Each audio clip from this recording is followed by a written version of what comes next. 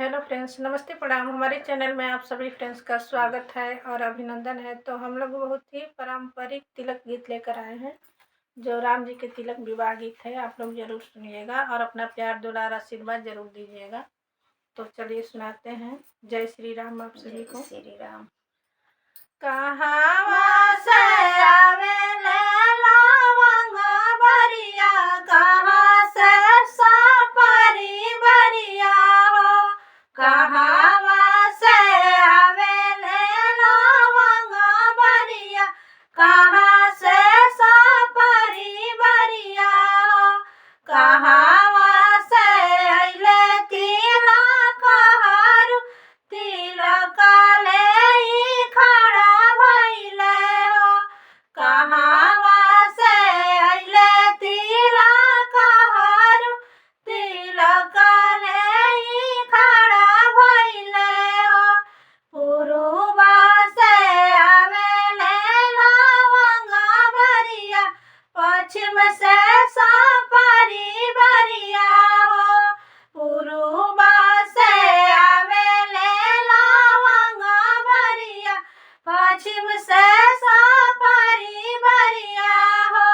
मिथिला से आले तिलक हरू, तिलक लेई खड़ा भइले हो। मिथिला से आले तिलक हरू, तिलक लेई खड़ा भइले हो। अरजी से बोलेले दशरथ राजा, सुनिए जनक समधी जी। अरजी से बोलेले दशरथ राजा, सुनिए जनक समधी जी। आई के बैठी दुआरवा, चरनिया पखारी जी हो। आई के बैठी दुआरवा, चरनिया पखार देहि जी। बिनती से बोलेले जनक राजा, सुनिए दशरथ समधी जी।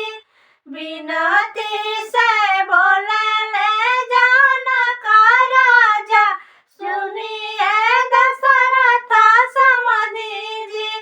तिलक मोरा ली चढ़ावाई, श्रद्धा मोर पुराई देती हो। तिलक मोरा ली चढ़ावाई, श्रद्धा मोर पुराई देती हो। जब चौका बैठे रामचंद्र, तिलक चौका चढ़े लागल हो।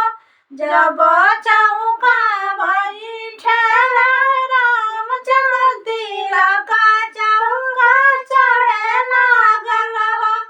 सजन लगा देले आशीर्वाद, महला सुहावन लागे हो। सब लगा देले आशीर्वाद, महला सुहावन लागे हो। कहाँ से आवेले लवंग बरिया, कहाँ से सपरी बरिया हो। कहाँ से आवेले लवंग बरिया, कहाँ से सपरी बरिया हो। जय श्री राम। जय श्री राम।